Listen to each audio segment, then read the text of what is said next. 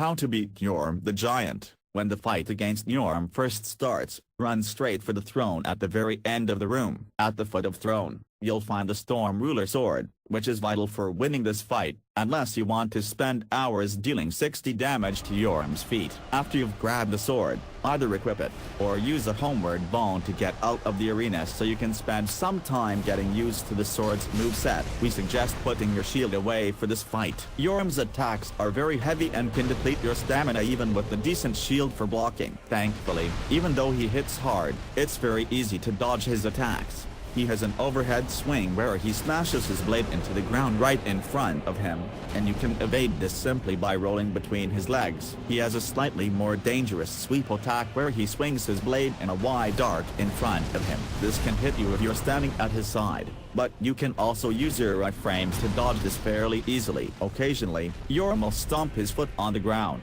creating a shockwave that pushes you back. This won't deal any damage to you, but you will have to take a few seconds to recover and get back up on your feet. With the Storm Ruler equipped, you'll want to hold down the L2 button until the sword gets a storm buff. You'll be able to tell it's buffed when the storm effect sticks to your sword permanently. Take note that the storm effect will appear once you hit L2, but you have to hold down the button for a while more until the sword gets a short burst of storm energy and makes the effect permanent. That's how you'll know it's buffed. Once the sword is buffed, continue holding down the L2 button and wait till Yhorm is within your melee range. With the L2 button held down, hit the R1 button to use the Storm Ruler's weapon art. This will stagger Yhorm and deal about 5,000 damage to him. You'll be using this weapon art for the rest of the fight. Take note that each time you use the weapon art, the storm effect will disappear, and you'll have to buff the sword with L2 again. Once Yhorm is down to half health, he'll imbue his sword with fire, and start dealing fire damage to you. However,